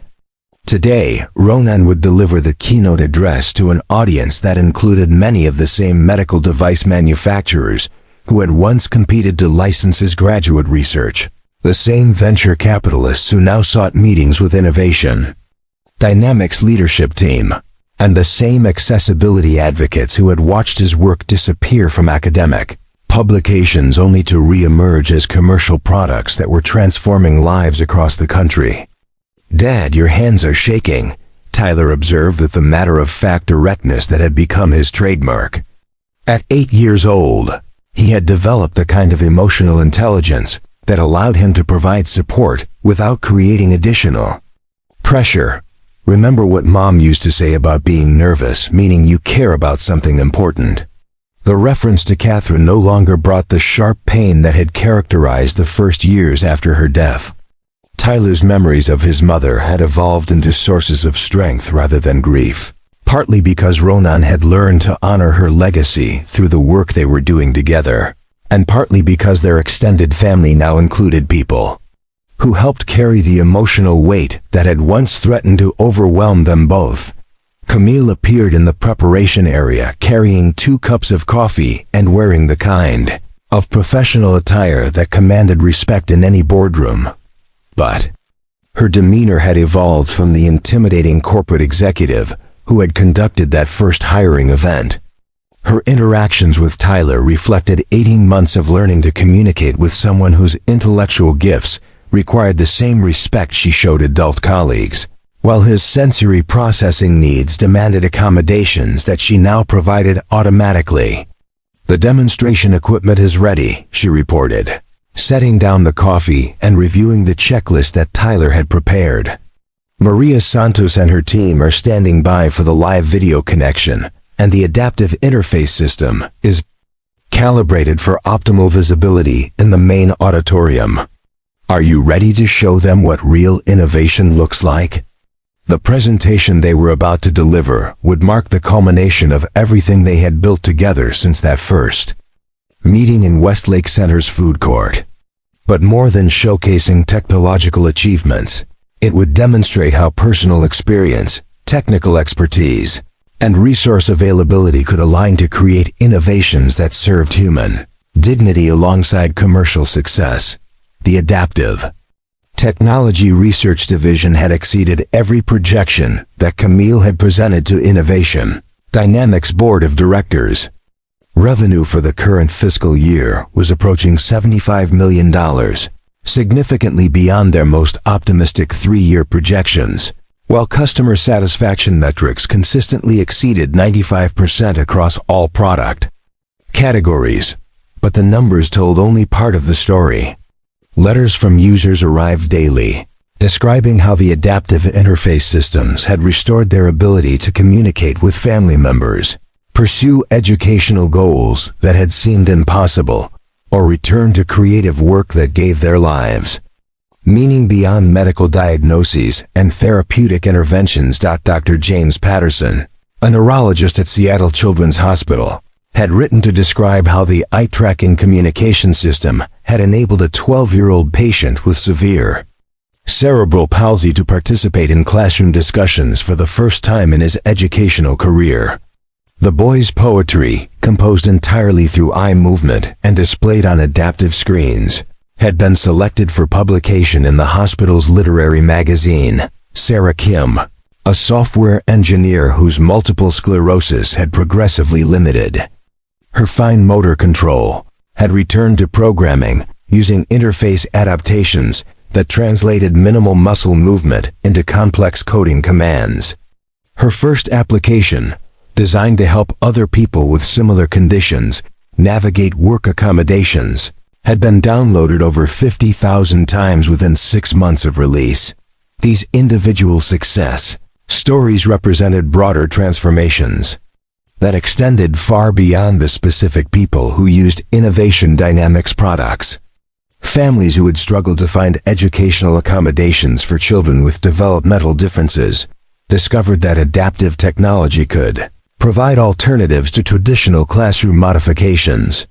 Healthcare facilities began incorporating accessibility features that improved experiences for all patients, rather than just those with officially recognized disabilities. The presentation that Ronan would deliver today would showcase these achievements. But its deeper purpose was to challenge fundamental assumptions about innovation, market potential, and the relationship between commercial success and social impact that continued to limit how technology companies approached accessibility challenges. Ladies and gentlemen, the conference moderator announced as the main auditorium lights dimmed.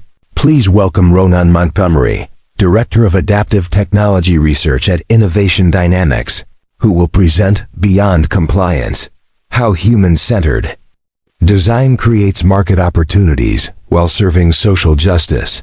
The applause was respectful but reserved, reflecting an audience that had attended numerous presentations about accessibility technology without witnessing breakthroughs that justified the enthusiasm typically associated with keynote addresses. Most attendees expected another discussion of regulatory requirements and niche market opportunities rather than innovations that could transform entire industries. Ronan's opening words immediately shifted the room's energy and attention. 3 years ago, I was unemployed, struggling to support my son while working in a position that utilized almost none of my technical capabilities. Today, the research division One Direct generates more revenue than many standalone technology companies. The difference wasn't discovering new markets or developing revolutionary algorithms. The difference was remembering that every technological challenge represents someone's daily reality. The presentation that followed challenged every conventional assumption about accessibility, technology being a limited niche market with constrained commercial potential.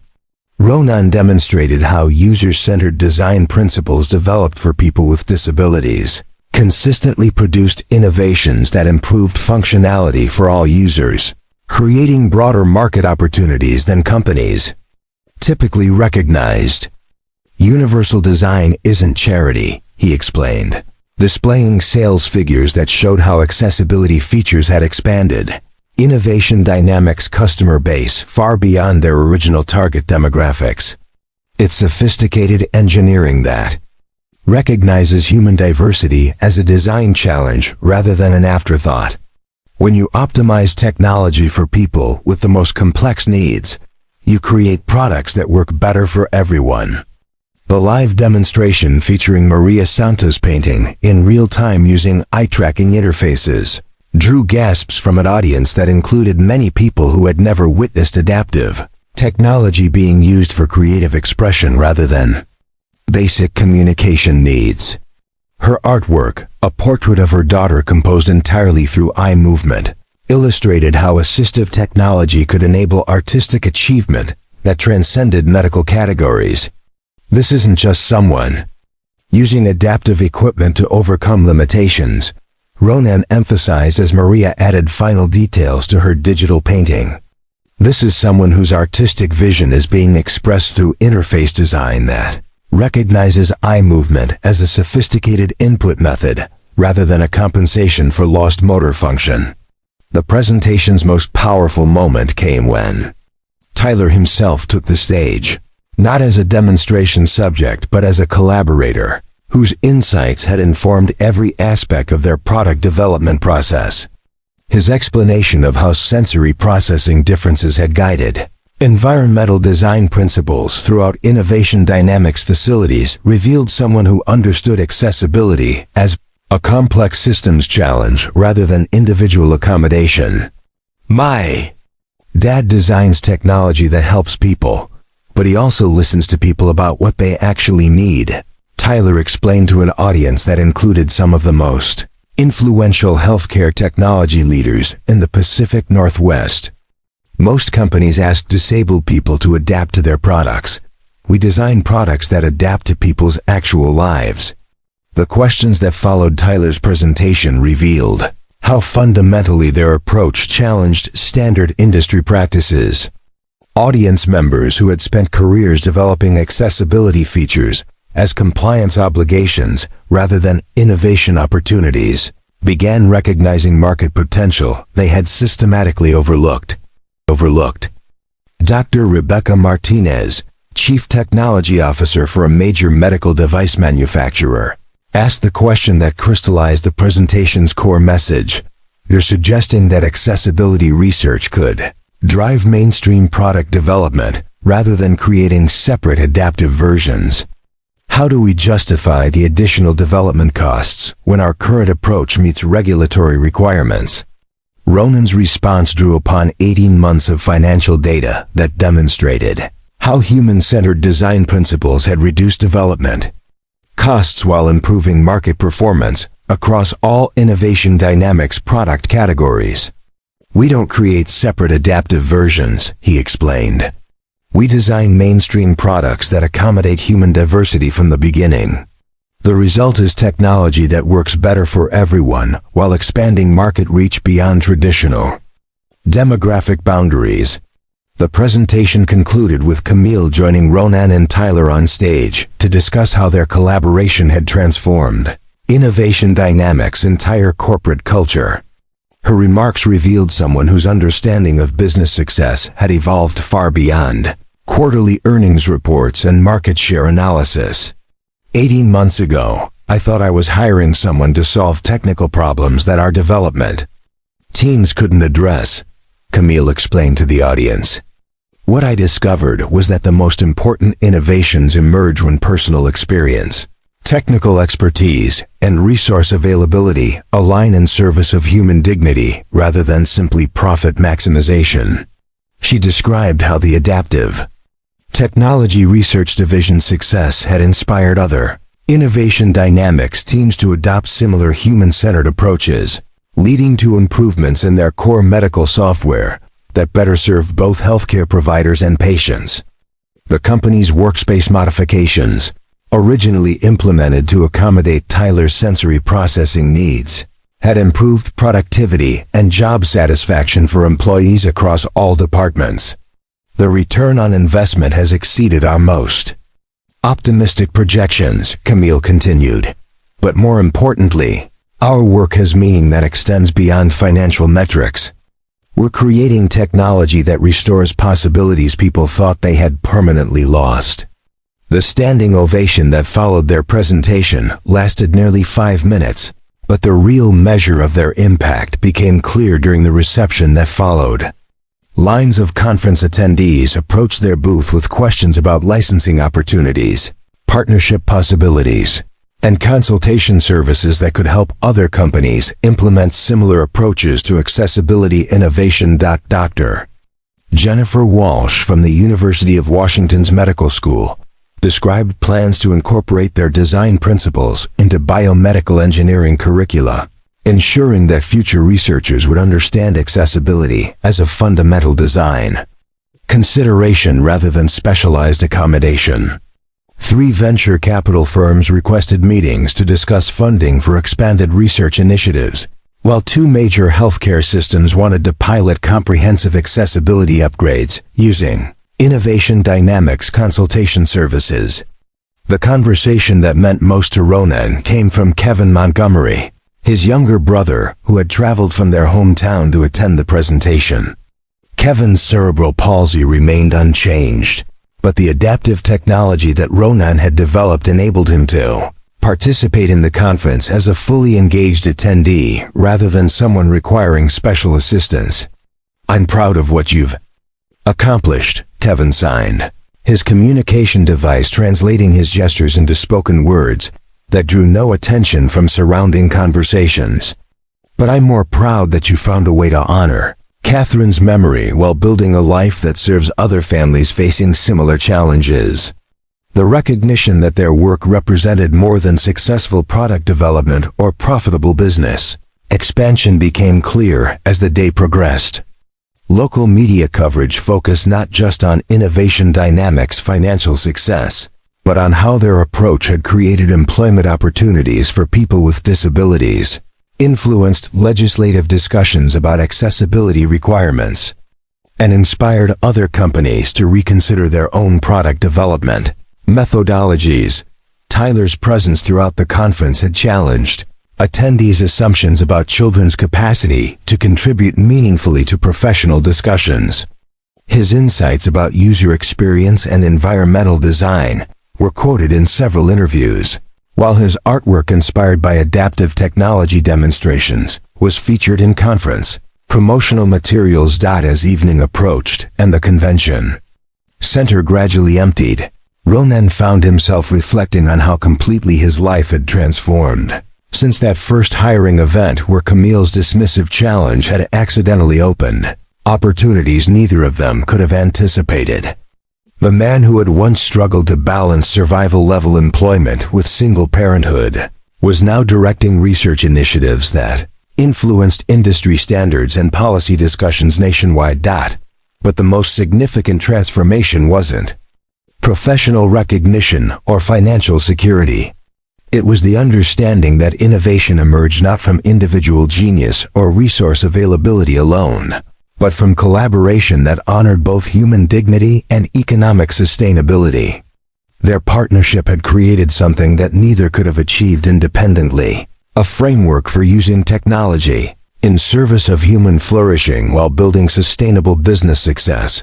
The challenge that Camille had posed 18 months earlier, "Challenge me and I'll hire you," had been fulfilled in ways that exceeded anything either of them had imagined possible. Ronan had challenged not just her assumptions about problem-solving approaches, but her entire understanding of what business success could accomplish when guided by purpose. Beyond profit maximization, standing in the quiet convention center as cleanup crews prepared for the next day's events, surrounded by demonstration equipment that had enabled real-time examples of how technology could restore human dignity alongside commercial viability, they recognized that their collaboration had achieved something far more valuable than either individual success or corporate achievement. They had proven that the most meaningful innovations emerge when personal experience, technical expertise, and resource availability align in service of communities whose potential had been systematically overlooked by conventional approaches to product development and market analysis. The keynote presentation had showcased their technological achievements, but the real accomplishment was demonstrating that business success and social impact could reinforce each other when innovation was guided by genuine understanding of human need rather than abstract market research and demographic analysis. As they packed up their materials and prepared to return to their daily work of developing the next generation of accessibility innovations, Ronan and Camille understood that they had found something far more valuable than either employment or professional recognition. They had discovered a partnership that enabled them to contribute their individual gifts while building something greater than the sum of their separate capabilities. Tyler's sleepy observation as they loaded equipment into Camille's car captured the essence of what they had accomplished together. "Dad, you didn't just get a job. You found a way to help people and make our family stronger at the same time."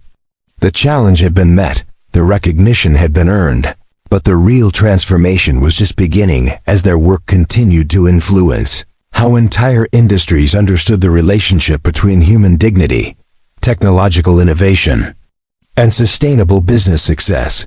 3 years after that transformative keynote presentation at the Pacific Northwest Medical Technology Summit, the Innovation Dynamics campus in Georgetown had evolved into something unprecedented in the technology industry. What had begun as a converted warehouse serving the adaptive technology research division had expanded into a 20-acre complex that functioned as both cutting-edge research facility and living demonstration of how inclusive design principles could create environments where human diversity was celebrated rather than merely accommodated. The morning sun streamed through skylights, designed to provide natural illumination while minimizing glare that could cause sensory overload, while soundproofing materials reduced ambient noise without creating the sterile atmosphere typical of corporate facilities. Workspaces accommodated employees with varying physical capabilities, sensory processing differences, and cognitive styles, but the accommodations were so seamlessly integrated that visitors often failed to recognize them as accessibility features. Rather than simply thoughtful design, Ronan Montgomery's office occupied a corner of the main research building, but calling it an office understated its function as a collaboration space where breakthrough innovations emerged from conversations between engineers, disability advocates, healthcare providers, and the end users whose insights guided every aspect of product development. The walls displayed not just patents and industry awards, but artwork created by people using adaptive interfaces, photographs from user testing sessions, and handwritten letters from families whose lives had been transformed by technology that recognized human dignity alongside commercial viability. At 35, Ronan had achieved professional recognition that exceeded anything he had imagined during his graduate school years. But more importantly, he had learned to balance innovation with the personal relationships that gave his work meaning. Tyler, now 11 years old, continued to serve as an unofficial consultant whose insights about accessibility and user experience influenced product development across all Innovation Dynamics divisions. The morning routine that had once required military-level coordination to balance survival-level employment with single parenthood had evolved into a comfortable rhythm that accommodated both professional responsibilities and family priorities. Tyler's educational needs were now met by a specialized program that recognized his intellectual gifts while providing accommodations for sensory processing differences, allowing him to thrive academically without the constant advocacy battles that had characterized their earlier years. "Dad, the prototype for the new communication device is working perfectly," Tyler announced as he entered Ronan's office carrying a tablet that displayed test results from the latest adaptive interface system. His technical vocabulary and analytical thinking had developed to the point where he could contribute meaningfully to product development discussions, but his insights remained grounded in the lived experience of someone who understood accessibility as a daily reality rather than theoretical concept. The communication device Tyler referenced represented the latest breakthrough in a research program that had expanded far beyond Innovation Dynamics' original focus on medical technology. Educational applications, workplace accommodations, and recreational accessibility had become equally important market sectors as their human-centered design principles proved effective across multiple domains of human activity. Camille Clark's transformation had been equally profound, though perhaps less visible to external observers. Her corner office on the 68th floor of the Columbia Center remained impressive, but its function had evolved from isolated command center to collaborative workspace where strategic decisions emerged from consultation with diverse stakeholders. Rather than purely financial analysis. Innovation Dynamics' success had attracted attention from competitors, investors, and policymakers worldwide. But Camille had learned to measure achievement according to criteria that extended far beyond quarterly earnings reports and market share analysis. The company's influence on industry standards, employment practices, and social policy had become equally important indicators of whether their work was fulfilling its intended purpose. The European Union wants to base their new accessibility regulations on our design standards, Camille announced as she joined the morning planning session that had become a daily ritual for the leadership team. 3 major technology companies have requested consultation services to implement similar human-centered approaches, and the Department of Health and Human Services is piloting our recommendations for medical device procurement standards. The ripple effects of their collaboration had extended far beyond Innovation Dynamics' immediate business success. Universities across the country had modified biomedical engineering curricula to emphasize accessibility as a fundamental design consideration, rather than specialized accommodation. Venture capital firms had established funding categories specifically for accessibility innovation, while healthcare systems were incorporating universal design principles into facility planning and equipment procurement, the employment model. They had pioneered flexible arrangements that accommodated personal circumstances, while enabling professional contribution, had influenced labor practices throughout the technology sector. Other companies had discovered that accommodating employees' caregiving responsibilities, health conditions, and diverse work styles often improved productivity and innovation, while reducing turnover costs. Dr. Sarah Chun had become a frequent collaborator, establishing a joint research program between the University of Washington and Innovation Dynamics that ensured academic investigation could inform commercial development while maintaining rigorous scientific standards. Graduate students competed for internship opportunities that provided exposure to real-world accessibility challenges alongside theoretical study. The partnership with Professor Chen's lab has produced 4 patent applications this quarter, reported Dr. Lisa Park, who had joined Innovation Dynamics after completing her PhD in assistive technology development. More importantly, we've identified 3 research directions that could expand accessibility options for people with cognitive differences, an area where existing technology remains inadequate. The research pipeline that emerged from their academic collaborations ensured that Innovation Dynamics maintained its competitive advantage while contributing to the broader knowledge base that could benefit all companies working in accessibility technology. Their willingness to publish research findings and share design principles had accelerated industry-wide progress rather than simply protecting proprietary advantages. Tyler's role in the organization had evolved from informal consultant to official youth advisor, a position that involved conducting user testing with other young people who used adaptive technology, providing feedback on educational applications, and helping to ensure that product development remained grounded in real-world usability rather than abstract engineering specifications. His artwork, inspired by the intersection of technology and human experience, had been featured in galleries and museums as examples of how adaptive interfaces could enable creative expression that transcended traditional categories of ability and disability. The pieces he created using eye-tracking systems and modified input devices challenged viewers to reconsider assumptions about artistic capability and technological possibility. The art therapy program at Seattle Children's Hospital wants to expand their use of our interface systems, Tyler reported during the morning meeting. I told them I could help train other kids to use the equipment, but only if they promise to let people create whatever they want instead of just using it for communication exercises. The integration of artistic applications with therapeutic and educational uses had become one of Innovation Dynamics' most successful product categories, demonstrating how accessibility technology could serve human creativity alongside practical functionality.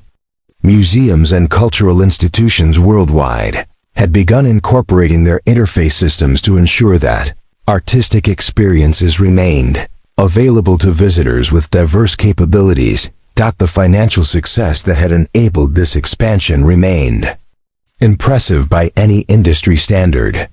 Innovation Dynamics revenue had exceeded $200 million annually, with profit margins that satisfied even the most demanding investors. But the company's influence extended far beyond its direct commercial success to include policy changes, industry standards, and cultural shifts that were transforming how society approached accessibility and inclusion. Government contracts now represented 30% of their business, as federal agencies recognized that accessibility technology developed through genuine consultation with disabled communities consistently outperformed products created according to compliance-focused specifications. International markets had opened as other countries adopted similar procurement standards based on human-centered design principles. The Georgetown campus had become a destination for delegations from technology companies, healthcare organizations, and government agencies seeking to understand how accessibility innovation could serve both social justice and commercial success. Tours were conducted not by marketing staff, but by employees with disabilities who could explain how inclusive workplace design had enabled them to contribute their professional capabilities without requiring special accommodations. Maria Santos, whose artistic breakthrough during their first product demonstration had helped validate their approach, now served as Director of User Experience, leading a team that ensured all Innovation Dynamics products underwent extensive testing with diverse user communities before reaching commercial markets.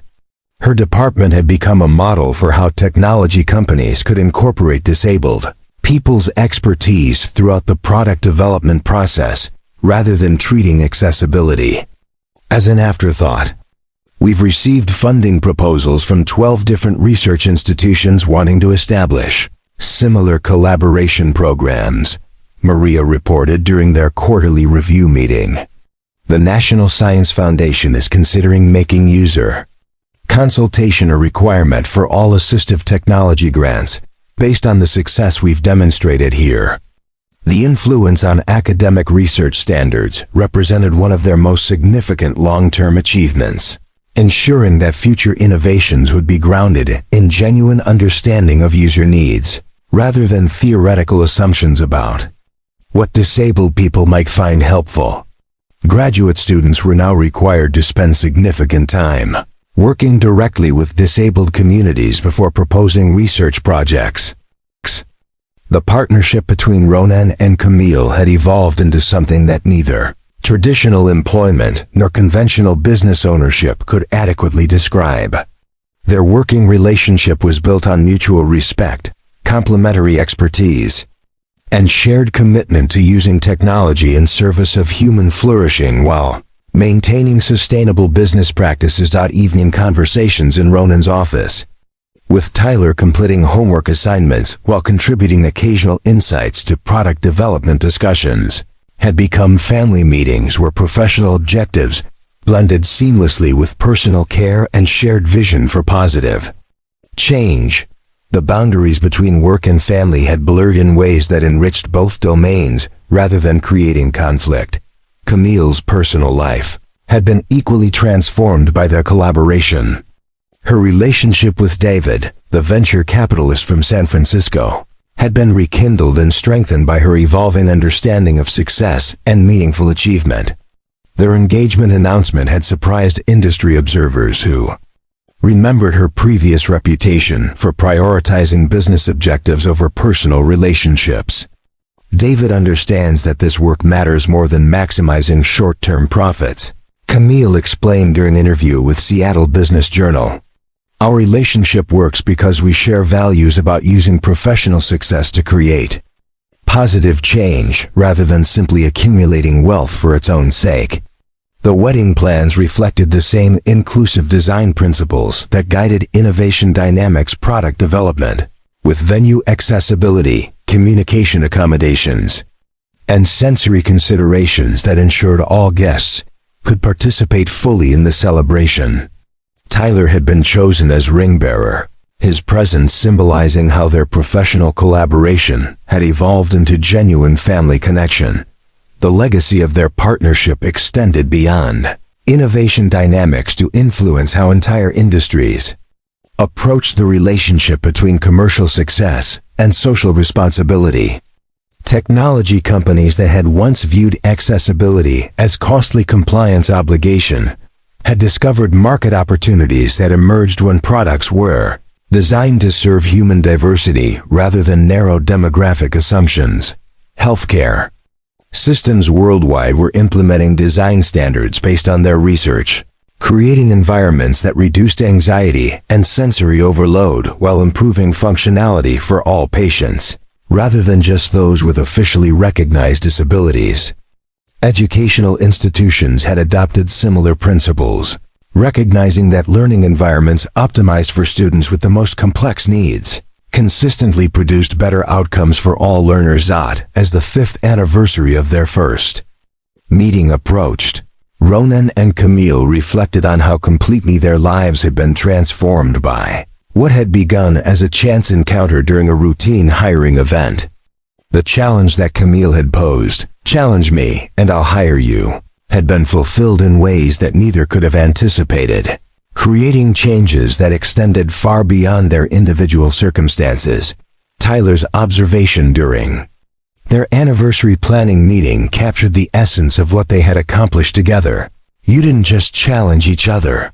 You challenged everyone to think differently about what technology should do for people. The foundation they had established would continue expanding opportunities for people whose potential had been constrained by inadequate accommodation rather than actual limitation. Scholarship programs, research grants, and mentorship initiatives ensured that future generations would have access to resources and support systems that could prevent talented individuals from facing the impossible choices between family responsibilities and professional contribution. Standing in the Innovation Dynamics campus that had grown from a converted warehouse into a model for inclusive innovation, surrounded by employees whose diverse capabilities had been recognized and celebrated rather than merely accommodated. They understood that their greatest achievement wasn't commercial success or industry recognition. They had proven that meaningful change was possible when individual circumstances aligned with systemic opportunity, when personal experience informed professional expertise, and when resource availability was guided by genuine commitment to human dignity rather than abstract market analysis. The story that had begun with a dismissive challenge from a lonely CEO to a struggling single father had evolved into a movement that was transforming how society understood the relationship between human potential, technological innovation, and the responsibility that successful people had to create opportunities for others whose gifts remained hidden beneath practical necessities. Their collaboration continued to generate innovations that restored possibilities people had believed permanently lost, while demonstrating that the most sustainable business success emerged when profit motivation aligned with purpose that extended beyond individual achievement to serve communities whose needs had been systematically overlooked by conventional approaches to product development and market analysis. The challenge had been met, the transformation had been sustained, and the ripple effects continued expanding outward, proving that individual courage to remain open to unexpected connections could create changes that influenced entire industries, while restoring hope to families who had learned to expect that their needs would remain unmet by existing systems and solutions. Up next, you've got 2 more standout stories right on your screen. If this one hit the mark, you won't want to pass these up. Just click and check them out. And don't forget to subscribe and turn on the notification bell so you don't miss any upload from us.